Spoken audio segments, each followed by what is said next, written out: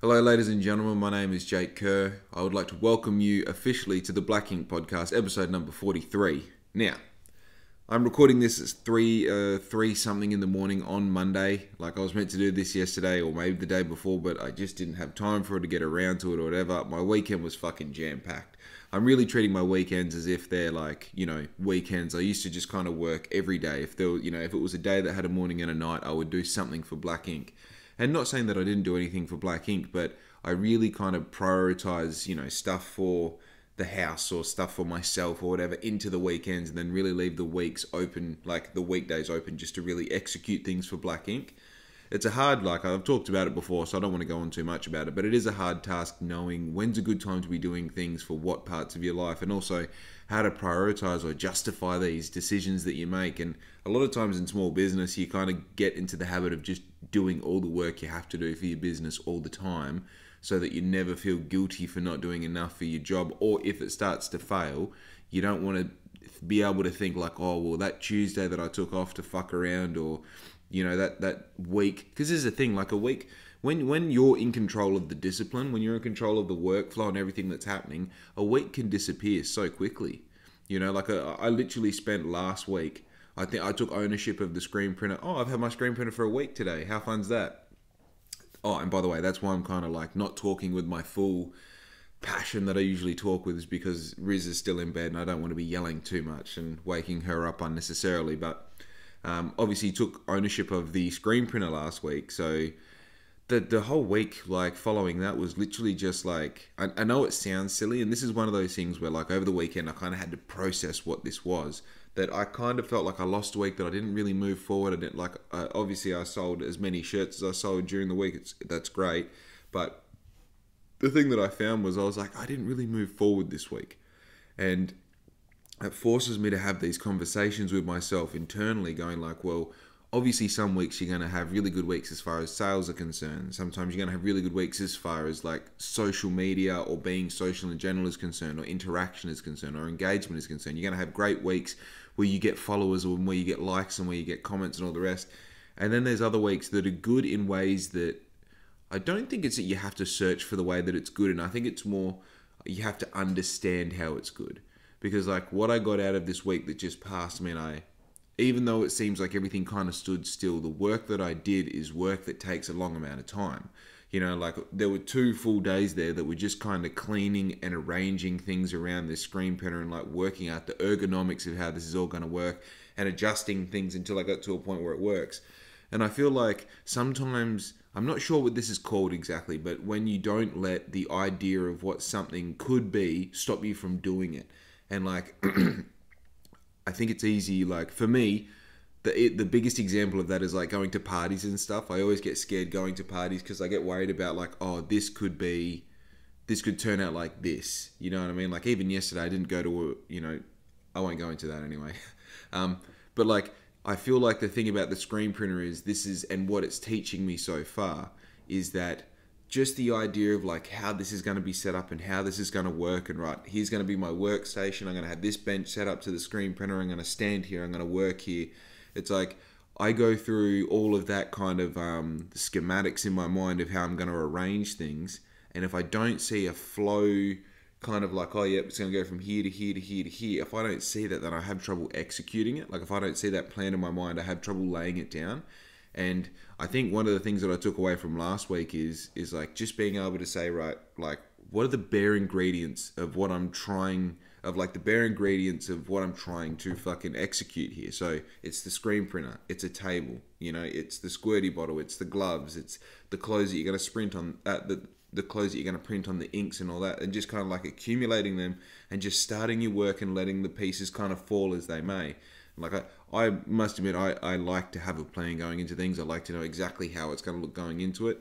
But last week, I guess I just had to kind of slowly learn that, if you just start moving the pieces around, they'll kind of arrange themselves, and you'll get to a point where you're just maybe it doesn't look it's not the prettiest looking process, but as long as the result is what you're going for, And man, stepping into the world of screen printing, it's kind of I'm so what would you call it? I'm so I know exactly, like I'm looking at the goal all the time. Like I'm just looking at what needs to be done and doing it. But sometimes when I like remove myself and look at what I'm doing as a third party, I find it like, you never want to say it about yourself because it sounds cocky, but I'm impressed with what I'm doing, because it's like, oh, then I never aspired to be a screen printer or to own a screen printer or to manage all of the kind of production of my stuff in-house.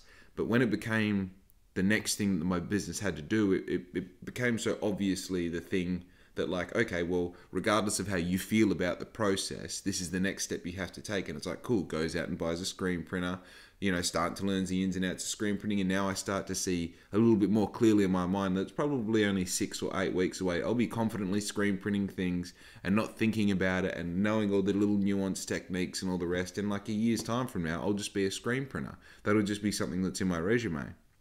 And I taught myself, well, I didn't teach myself. I really do need to give credit where credit is due. The people who I bought the screen printer off gave me so much information. I mean, that's probably the thing that I was really buying when it came to the screen printer. It wasn't just like a cut and dry thing where, oh, yep, you buy off our website, or you buy it off Gumtree, or you buy it off Facebook, you go get it, you deliver it, and that's the end of it. I mean, they showed me how to operate the screen printer at their workshop, and they're still offering, when I do my first run of prints, to come and help me do it at my house. So obviously it's not completely teaching myself, but in the same way, me being me sort of thing, like they said the first time you do printing at home, let us know. Well, I've done, a session here already where I've just like had a few pulls and a few prints and see how it all works, and it's just like, oh, cool. You know what I mean? Like, obviously there are fuck ups that you make that you're allowed to make when you first start anything, but it's like, as long as you grab the bits of information that you need from these fuck ups, make sure you don't do them again. It's like, well, they're not really fuck ups, it's just a learning process, as long as you practice on something that doesn't matter, not things that you're going to sell.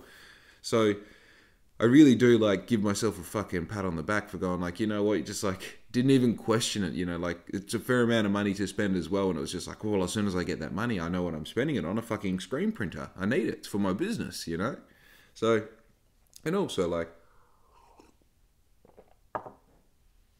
this is the thing, man, like, I feel like the thing that I wanted to talk about today is like this kind of preloaded information that we have in our brains versus the information that we seek out and we use and we educate ourselves with versus the information that we need to fucking operate life. And I think, allow me to kind of deviate from this path of like talking about how good I am and all the shit that I've done with my business, because that's a path I was going to go down. I don't think it's what I really want to talk about. I think when it comes to being a human, you know what?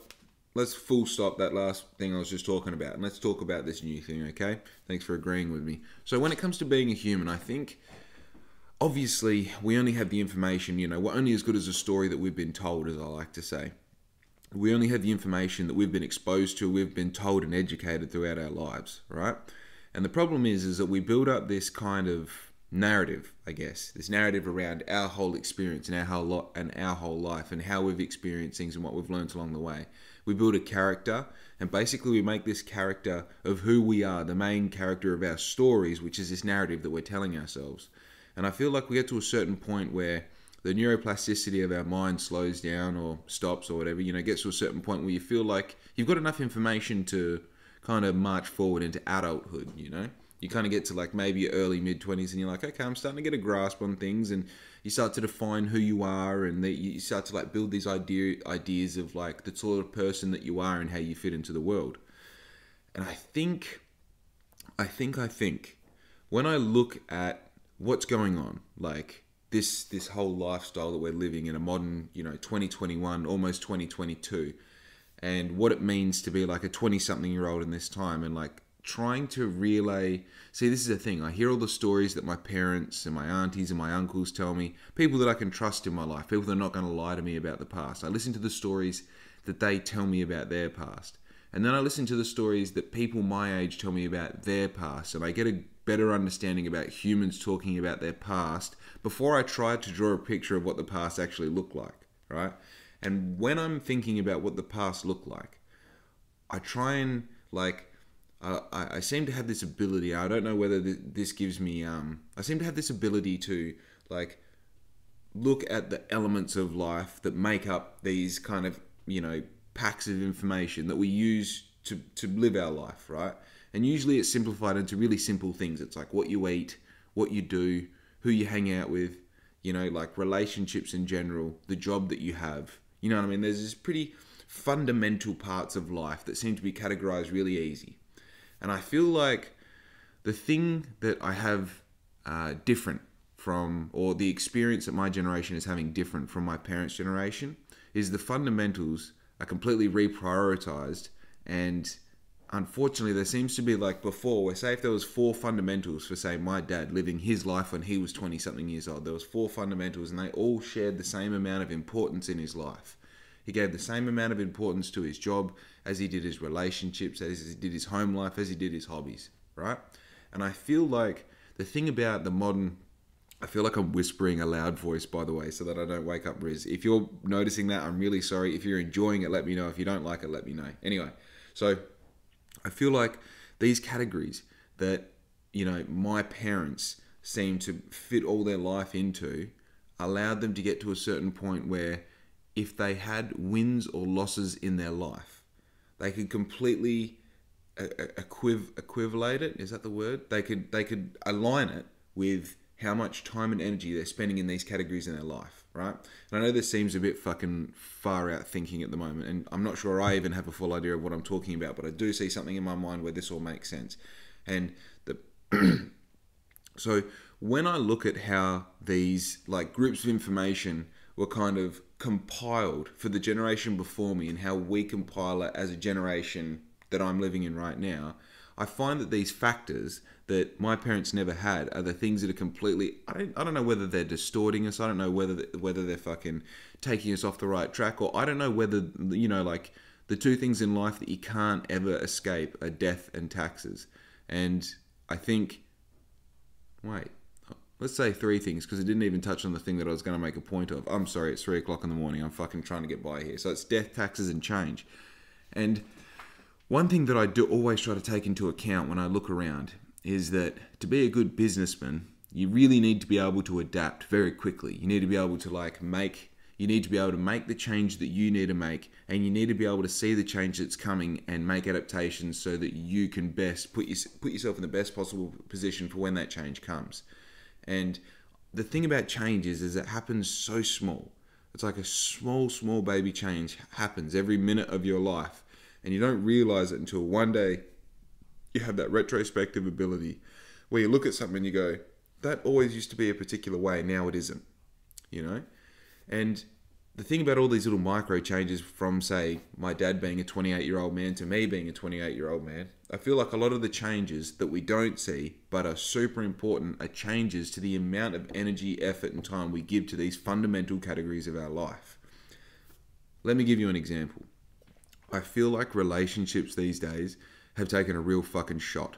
I feel like the idea of what a relationship is versus what a relationship actually is, like what a relationship or what a courtship between 2 people means to those people and what it means to other people.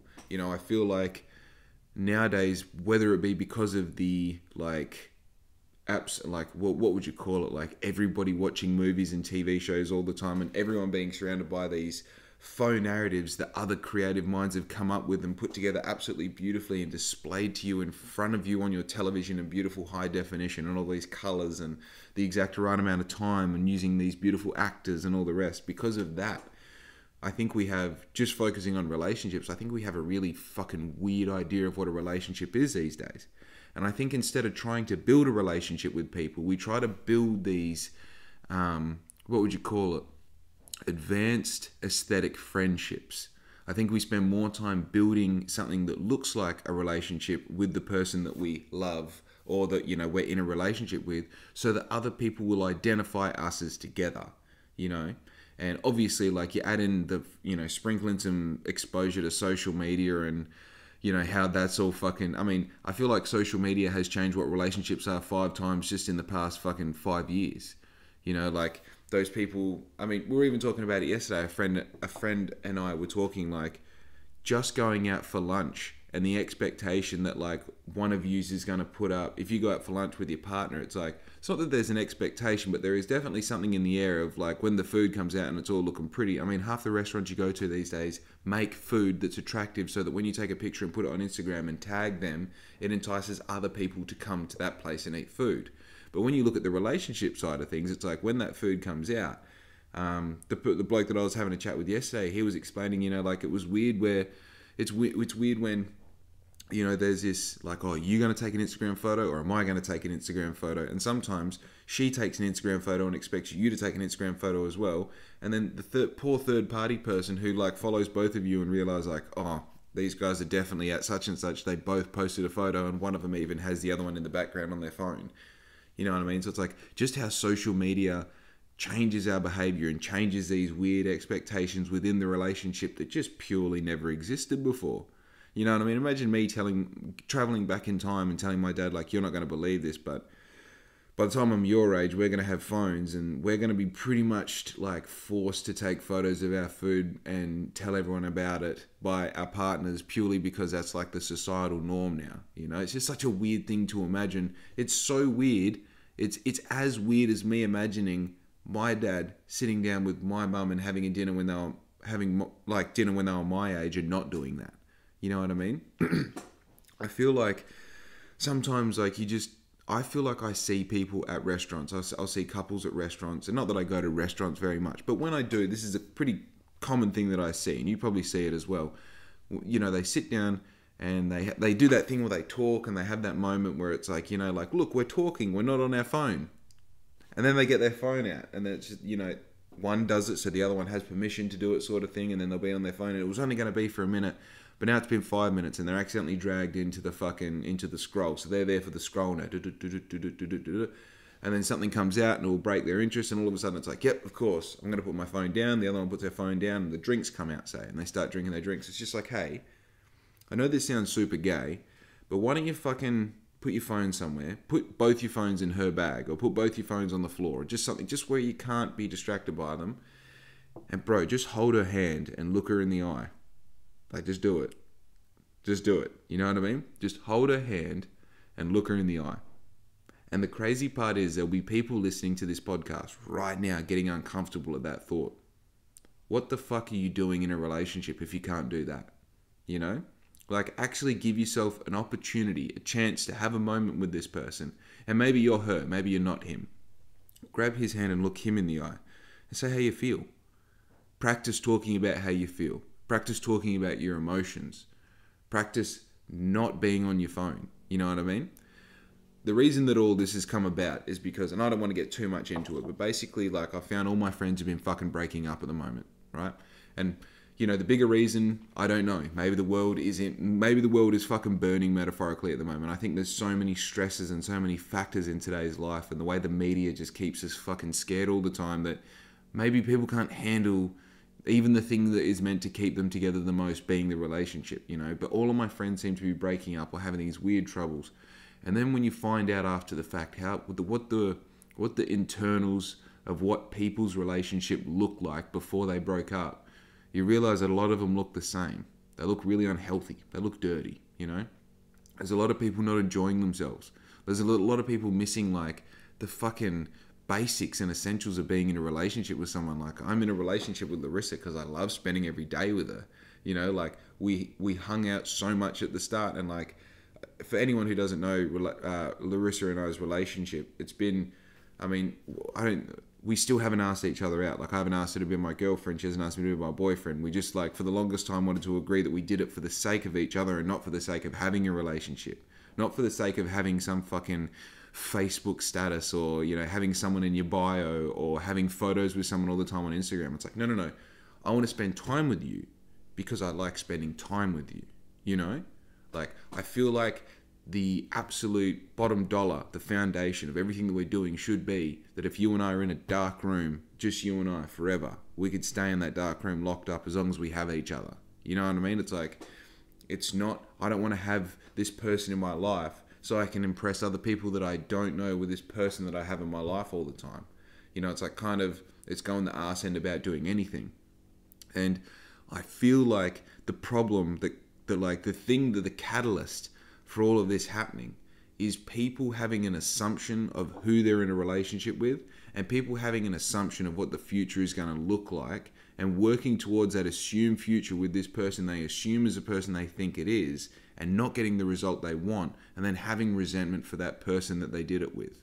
I feel like at a basis, people don't take a full responsibility for the decisions that they're making and realizing what those decisions mean. And I think a lot of people don't invest time in the person that they're meant to be in love with. They don't spend time being enamored by that person. They spend too much time saying, I love you, telling them how they feel when they're around that person, but they don't spend any time being around that person, seeing how they feel. Fuck, man. I need to record more podcasts at 3 o'clock in the morning. I'm fucking sharp for some reason. I can't use a loud voice and I feel like I'm foggy, but this shit's coming out nice. It's good. I just get... Oh, look at that. It's a seed. I wonder what sort of seed that is. But yeah, I just get fucking something about hearing these things where, and like one of the biggest things, I just, obviously like I've had some experiences over the weekend where I've been talking with people who have, you know, been in these kind of rocky parts of their life as far as, you know, ending relationships or being in interesting circumstances with the people that they love.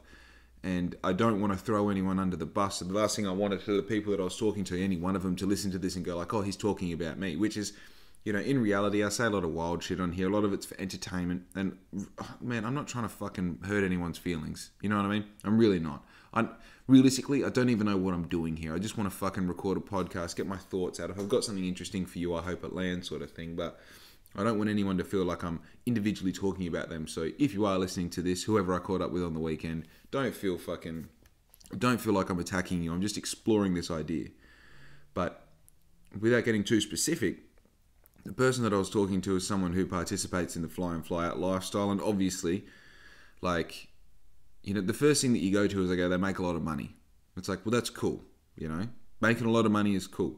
There is no if, buts, ands, maybes. If you make a lot of money, you got a big dick. That's how it works. You make a lot of money, you can make decisions. That's what money gives you, is this ability to make decisions. And it gives you this ability to enjoy life in a way that seems so like accessible and appropriate for how we're living now. You know, you spend 2 weeks looking on your phone of all these people doing cool shit on their, you know, all these people doing cool shit in general on social media. You know, they bought a new jet ski, or they're out doing four-wheel driving, or they're enjoying the weather up north. They're doing this, they're doing that. And you come home for your week off. You know, you got paid $6,000 yesterday, and you're like, well, now it's my turn to go out and get some of that fun shit that they're all doing, you know? So we're all in this like invisible race with each other. You know, I'm not, but you know, being fly in, fly out, you're kind of in this race of like who can spend their money the flashiest or whatever. And like, then you get, yeah. And the thing that I find about fly in, fly out is like, I get that the money's good. And I get that the lifestyle is something you can adapt to, because humans can adapt to anything. I'm adapting to learning how to screen print. You know, I've had to adapt into how to be a business owner, a small business owner. I had to adapt into someone who enjoys waking up early so that I can go and post shit on Instagram and Facebook and all the rest. And I know what you're thinking, that's soft cock work, but it's work nonetheless. I've done fly in, fly out. I've done week on, week off. It completely tortured the relationship that I was in at the time, and ultimately was part of the reason that it ended. But I'm not saying that that's the only outcome for anyone doing fly in, fly out. Obviously, there are people who can manage themselves really well. But I think the thing when it comes to fly in, fly out is you need two really responsible people. You need two people that are pure, right? You need two people that do the right thing because that's who they are, not because it's the right thing to do, right? The thing that I find with people who do fly in, fly out is they seem to be missing this piece of information that's really important. You need to hang out with the person that you're into. Now, let me use myself as an example before I still feel like I'm throwing someone under the bus, and I'm really not. I'm just sharing my opinion on this whole ideology of like living like that and working like that and having that lifestyle of like being with someone. So Larissa and I lived in a caravan together without jobs for over a year, right? So we definitely lived in a caravan together for longer than that. But that's the period of time that we lived in a caravan where we didn't have anything to do but hang out with each other. We had saved our money so that we could do things together. We could, you know, go and buy coffee in the mornings, or the idea was we were meant to travel and we could do things, you know. If you got to a zoo or a fucking holiday park or a tourist attraction or something that cost money, we had the money to go and do it. But the thing that I found was like, obviously because of Corona, we couldn't travel too far. We ended up living in Mandurah for a period of time, whatever. But the thing was, like, we would wake up every morning together. We would spend the morning together. We would spend the afternoon together. We would spend the evening together. You go to sleep together. And then you would wake up and you do it all again. It was like being in a prison cell with someone. In a good way, Obviously, like, we had our own little hobbies and we did our own things. But essentially, most of the time, like, our hobbies would be like, we'll do some arts and craft. And her hobbies would be like, or a more accurate example would be like, we're going to, spend the afternoon doing what we like doing. And I might go fucking practice doing wheelies on my push bike for an hour and she might do a Sudoku. And then I'd come back and hang out with her and play with the puppy and do all the rest. And it's like, the thing that I didn't realize at the time was like, that was a serious pressure test. What was happening was, and like, actually one of the more interesting parts about that time that we spent together is it actually, like, obviously in a year, we passed through summer. And living in a caravan with an air conditioner and where we were living, it's almost a podcast of its own, fucking explaining where we were living in Mandurah. But, man, it gives me chest pains thinking about it, to be honest. Like, the fucking, where, like in a caravan, you've got one power cord that goes to it. It goes from the power to your caravan, and that gives your caravan power. And it was like, between 35 and 40 degrees on any given day during summer. And in the caravan, obviously, like, that amps up a little bit. So you've got the aircon on flat out, you got fans going, all the rest. And power just used to trip out, like, anywhere from once a day to 5 times a day, every single fucking day, and just for fucking pathetic reasons as well.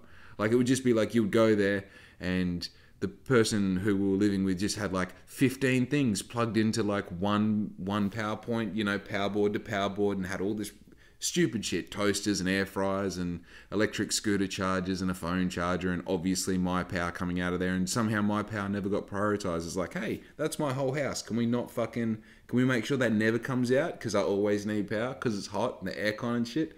Anyway, the point I was making was I got really, like, I don't handle the heat well. I'm really sensitive to heat and sound. Fucking gayest thing I've ever said was just then. I'm really sensitive to heat and sound. But cancel me. But it was one of those things where I went through.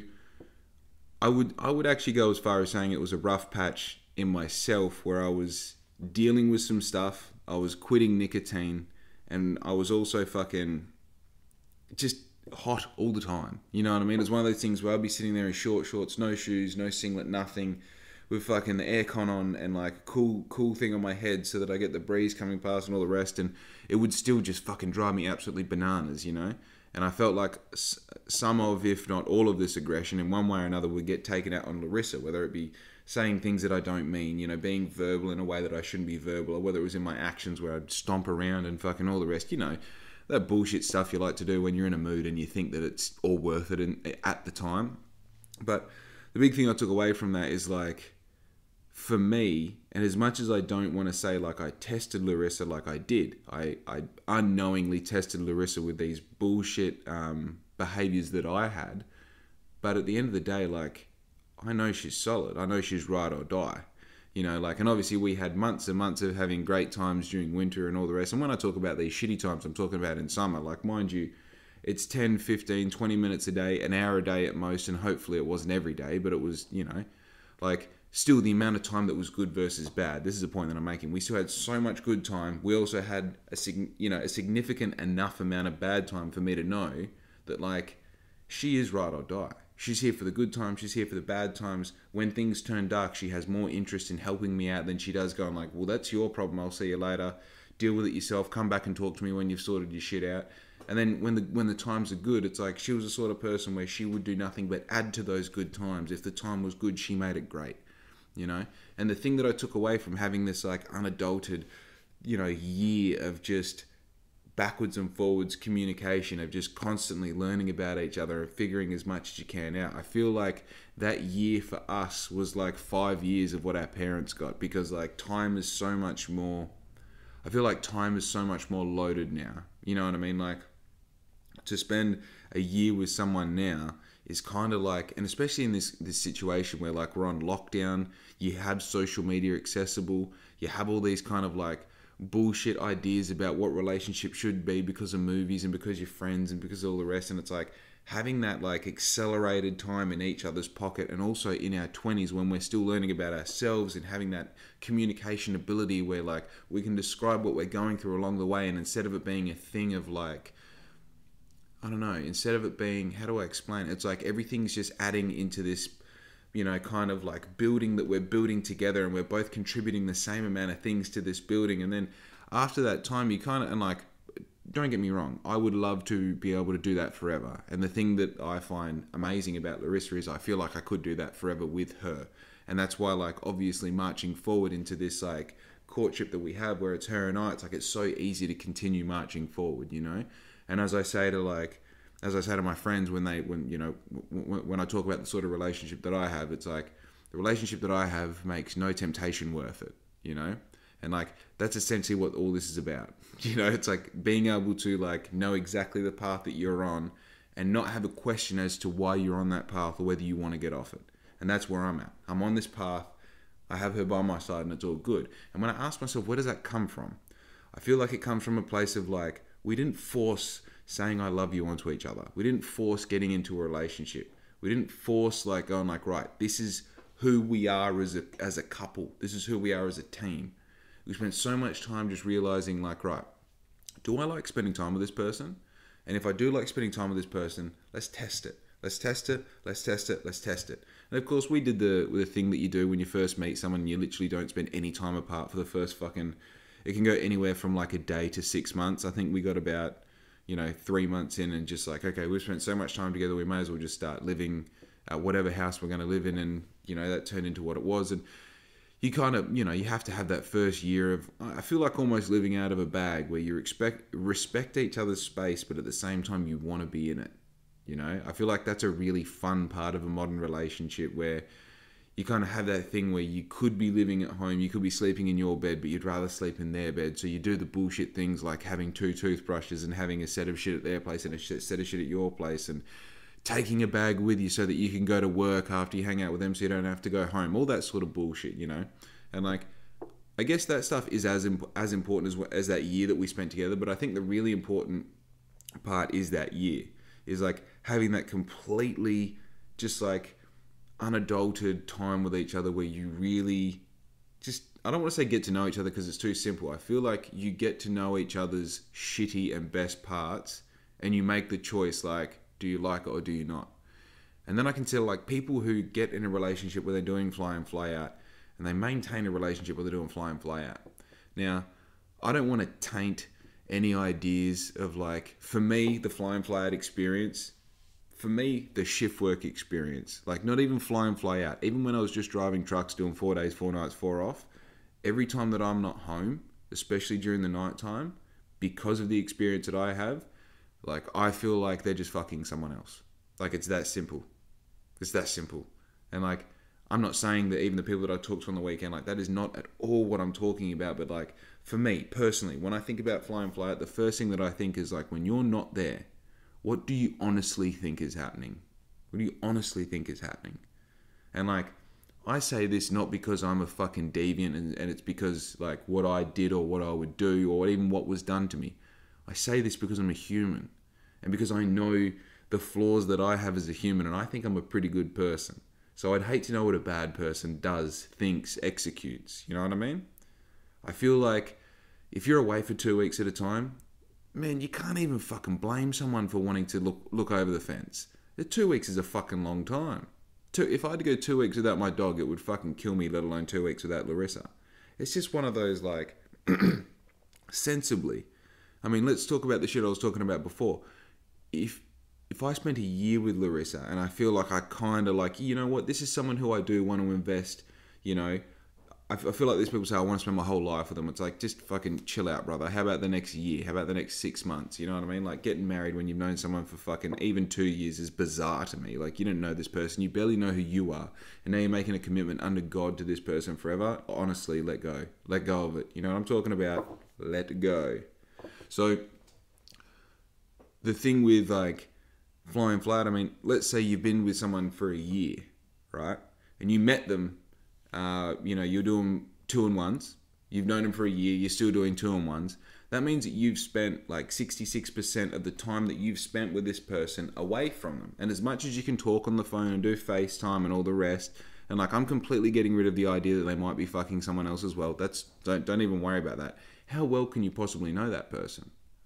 And like, even though you're making the money to build the future that you want, how can you know who that is, what's going on, what they're into, what they enjoy, and how much of that information is valid when you come home for that week and you're doing these supposed things that you both enjoy and having these experiences and moments together? How much of it is just this faux idea of what you should be doing together versus what you actually want to be doing together, which is information that you get after so much time together. You have that feedback organically saved up because you're like, oh, I actually know that when we go out for lunch, fill in the blank, or I know when we spend time together doing exercise, fill in the blank, or when we execute our hobbies together at the same time, fill in the blank. It's like all these things that come from, like, maybe another way to explain it is I feel like when you have that uninterrupted time together, you do heaps of practicing for the relationship so that later on, you're not practicing, you're doing the relationship. Like, I feel like now with Larissa, we're doing it because we've spent so much time practicing. And part of doing it is practicing on occasion. It's like,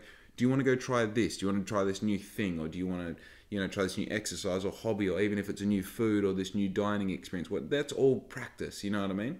And I feel like the problem with, and obviously we're using fly in, fly out as a model.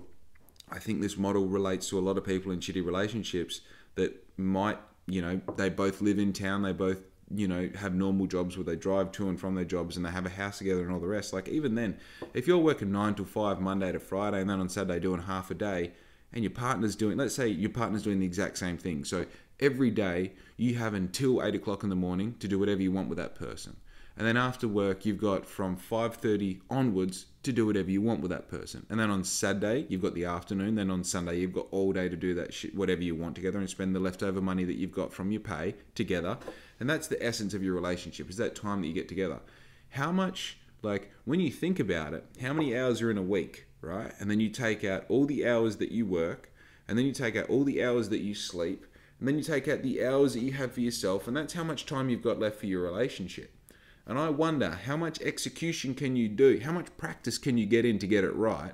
And then when you're in the part where you've got the practice out of the way and you're just doing the relationship, how accurately can you be doing what each other anticipates that relationship is if you haven't spent a year in a caravan getting to know each other, or whatever that is to you, How can you know what the fuck is going on, who that person is, what makes them tick, what makes you tick, if you haven't got, like, that kind of fundamental idea of what's going on, who they are, if you haven't already got that down pat? Makes me wonder, So then,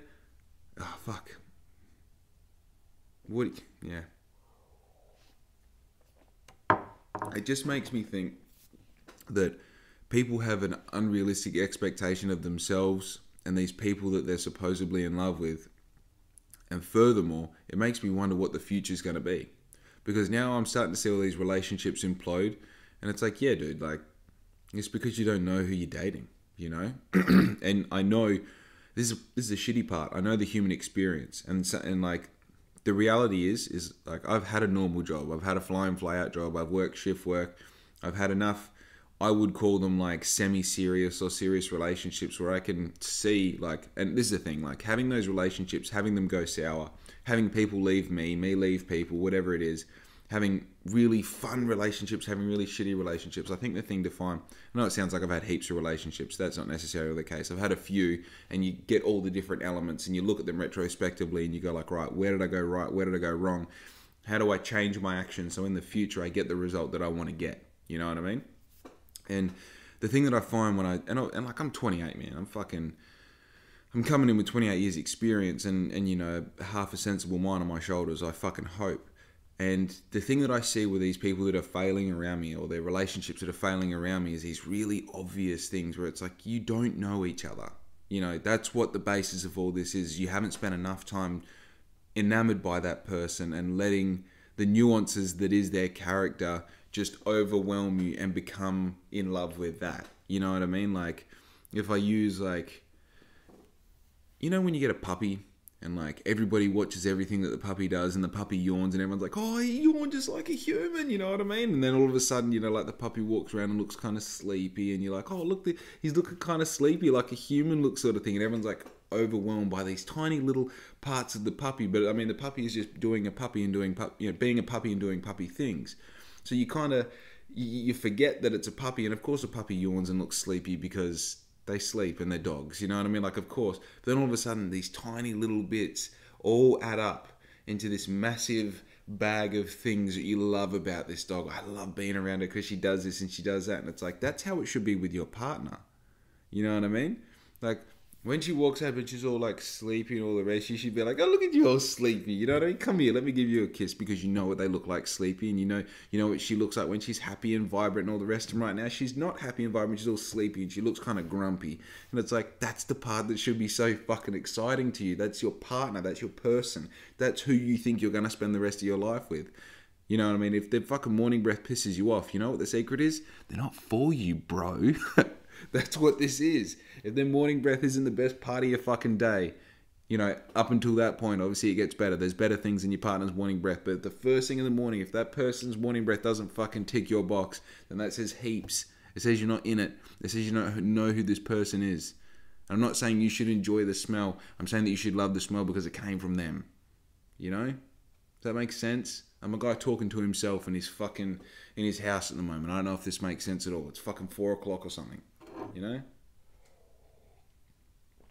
I think life is just weird now, unfortunately. Life is weird because people will listen to this and probably think I'm right and still do nothing about it. You know? I feel like it's so easy because we have so much information coming all the time at us from all different angles about all different things. It's so easy to forget the things that are really important. I feel like it's only because I have a business and I have time and I have the ability to like retrospectively look at the things that I do and assess what I'm doing in a world of my own that has no it has no superior. You know what I mean? It has no like delegation of what I should be doing or prioritization of the tasks that I need to complete. All it is me walking around the house during my day trying to figure shit out. But I feel like when I say trying to figure shit out, whether it be for Black Ink, whether it be for the house, the relationship, the podcast, whatever it might be, I feel like I have a little bit more clarity when it comes to this ability to being able to say, like, this is things that I need to get done, or these are things that I need to focus on, or this is what I would like to get better at. But even then, like, I'm flustered, I'm overwhelmed. I don't have time to think about all the things that I want to think about. I don't have time to do all the things that I want to do. But what scares me more is people who are just in the rhythm of being a 2021 fucking person, you know? They have their job. The job's all right. They don't question it too much. They have their income. It's not as much as they want to make, but they have an income. They eat their food. They don't particularly like it, or they would like to eat other stuff, but they continue eating the same shit. They have their debt that they don't do anything about. They have these aspirations that they know they're never going to meet, and they're in relationships they don't particularly enjoy. That's what worries me. It doesn't worry me on the individual level. It worries me on a societal level. Because you look around and you see couples that aren't into each other, but they pretend like they are for the sake of other people thinking that they are. They don't do it because they want a better life for themselves, or they know that it's lovely to be in a beautiful, loving relationship. They do it because they would hate for people to think that they're not in that relationship. You know? For what? For what? Where along the way did your comfort get better than the reality of like having a beautiful life? When? And that's the thing. That's the reality of what this is. A lot of people just stay in comfort. You know, they say they're in love with someone, they're not. They're in comfort with them. They go, it's easier to stay here and be with you than what it is to pull out of it and uproot my entire life. For what? Good sex? Most of the time it's not even good sex. You know why it's not good sex? Because you don't know each other. You don't know what makes each other's toes really fucking curl. You'd hate to know what they think about when they masturbate, right? Ooh, touched the live wire there, didn't we? That's living, Barry. Shit, dude. I could do a whole podcast just on that. That's a fucking topic and a half, dude. Anyway, I want to do a loud clap then, but respectfully, Larissa sleeping, you know what I mean? It's what happens when you're in love with someone. You get so goddamn considerate, you know? Anyway, so those limited going to break that off. I'm at fucking 44 minutes. I'm going to talk about a little bit of Black Ink stuff. I'm going to fucking let you get on with your day. I hope it's a beautiful Monday, by the way. I hope you're listening to this like literally an hour after I record it. That's just fucking perfect. You've taken all this information that I've just conjured from the fucking infinite intelligence I put into a digital form, and now you're listening to it, entering your Monday like the fucking warrior that you are, huh? Look at you go. Look at you go. I love that. So last week I sold all of those 20 first release tees. Now, here's something I'm going to brag about, right? I'm going to brag about it. If you're sitting down, that's great. If you're not sitting down, sit down. I sold 15 of those fucking... Let me say what I'm talking about, okay? I'm talking about those first official 20 hand-printed tees that Black Ink is ever doing, right? So it's the OPT, which is the original print. It's that standard logo that you see on everything. Of course, I don't have one with me, but it's the OPT, and the first 20 that I print are going to be official. They're going to come with a little fucking official card. They're going to have the consecutive print number inside the T, so you can prove that you got one of the first 21s. And yeah, basically I sold 15 of them straight away. It's in the first 24 hours I sold 15 of them. Now, normally my marketing strategy is to directly talk to people and give them the offer, give them the VIP link, give them the discount, whatever it might be. This marketing was purely just chucking it up on my story, chucking it up on Facebook, chucking it on a post on Instagram and saying like, here's what I'm doing, it's yours. You let me know if you want it or not, it's there, go buy it. And even like the call to action was a little bit like shaky, like it was just like a product link in the story. And like even in the post on Instagram, it was just like, here's what I'm doing, go to my website to find it sort of deal. And like tagged it in the post. And even on Facebook, like I just put a link to the actual product on my website on Facebook. So I wouldn't say it was difficult to find, but the thing with most people is when it comes to the internet, they're fucking retarded and they can't think back to the last time they bought something online and apply the shit that they learned to that, knowing that like basically we're all just web stores that use the same payment methods and all the rest. I'm not saying my customers are retarded, I'm just saying the people who struggle to buy with me are retarded because everything's fairly straightforward. You know what I mean? Like, did you know if there's something that you want to buy off a website and you can't find it on the website, every website has a search feature and you just type in what it is and then it pops up and then you open it, you know? I'm not saying that I expect that of my customers, but I definitely made this like the top thing that is on my website. So if you heard about it and you're like, right, where's the one place that I can get it on the website? Cool, they go to the website, it's right there. Most people can't even put that connection together. Anyway, I've got way off the point. The point that I was making there was that like, most people, like, they'll look at something and go like, oh fuck, I wonder how to get this. And then they message me and they're like, oh, hey man, can I get this tee? And it's like, yeah, man, go on my website and buy it. Like, what are you messaging me for? I ask myself, like, are they messaging me because they think like we're tight enough that they just tell me they want it and then I fucking do it for them? Or are they saying that because they literally don't know you can go onto a website and buy things? You know, like, I'm not calling people retarded because I'm being a cunt. It's just like, no. I just spend all my time trying to make it such a seamless, beautiful process for the customer to go and buy these things that I'm curating is the word I'm going for. That, you know, I make it so fucking almost effortless to buy things off me, and yet they still take a little bit more difficult route and message me about it. It's like, all good. Obviously, like, my job is messaging people back, so I'm not at all upset. I just get like, how do so many people have this problem in 2021? You know what I mean? But anyway, the point that I was making was a call to action wasn't even that fucking, you know, easy to get to, but I still sold those first 15.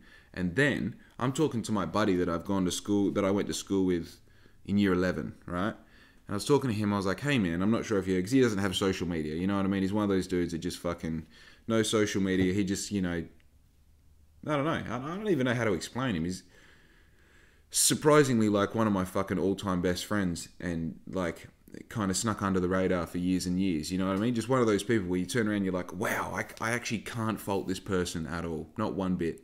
Not one fucking bit can I fault this person. That's a real friend, you know? Anyway, he doesn't have any social media, so I call him up, I'm like, we're talking, I'm like, hey, just so you know, I've got these teas, and he's like, man, I listened to your podcast, of course I fucking know what these teas are. And I said, all right, buddy, chill out, right? I didn't say that. But I said, look, did you want one of them? He goes, I want whatever you've got left. And I was like, bro, there's fucking 5 left. He goes, yeah, I'll take them all. And I start laughing. He's like, no, I'll take them. I was like, really? He goes, man, I've got as much faith in Black Ink as you do that this is going to be something one day. And I'm going to have 5 of those tees, 5 of the original hand-printed tees from Black Ink. And it was weird, you know? It was weird in the fucking most beautiful way, because to myself, like, I completely understand that. Like, in a way, I'm like, why doesn't someone buy all 20 of them in, like, you know, just get 20. There's 5 different sizes, get 4 of each size, and just hold on to them. You know what I mean? $1,000. 50 times 20 is $1,000. I know $1,000 is right now, but to me it makes sense, because I'm obviously betting everything that I'm worth on Black Ink. That's what it takes to be in business, is betting everything that you know, betting everything that you're worth. And if you don't do that and you fail, I feel like you've only got yourself to blame. It's like, well, you didn't put your neck to the breeze. You didn't fly close to the sun. What sort of results did you want doing this shit on the weekends? Quit your job. Do it every day. Live hand to mouth. Have no money. Know what all this shit's about, so that when you do really well, you know that every single part of it was because you did what you did. So as far as I'm concerned, betting the house on this idea is a given for me. But when someone else bets their house on it, when he says like, fuck yeah, I'll invest $250 into this idea, and the only thing that I get in return is 5 versions of the same shirt and the same size, I get it, but it's so flattering that I fucking don't get it, if that makes sense. You know what I mean? I feel like, I don't know, it's an unrelatable thing that I'm saying, because obviously it's so alien to what people do, but point of the story is all 20 of those are gone. And the greater point of the story is, if you get fucking a year down the track and realize what I'm saying is true, or maybe you're watching this a year down the track and you're like, fuck, I wonder who the dude with 5 tops is, because those tops would definitely be worth a little bit more than $50 each now.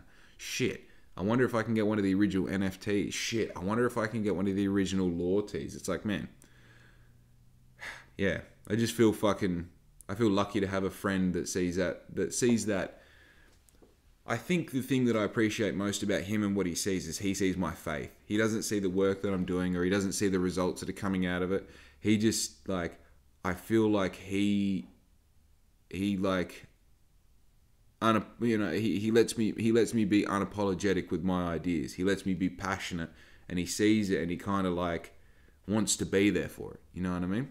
It's interesting. Dude, I started this fucking conversation without even knowing the point that I was going to make. I don't mean the whole podcast. I mean just that last bit talking about those teas. But the point... Oh, no, that's right. The point is that they're all fucking sold, right? So I'm 7 minutes over time. We may as well run with the fucking baton now. But yeah, the thing about selling those was it allowed me to make my first order with my wholesaler, because it meant that, like, I knew what I was purchasing. I also bought...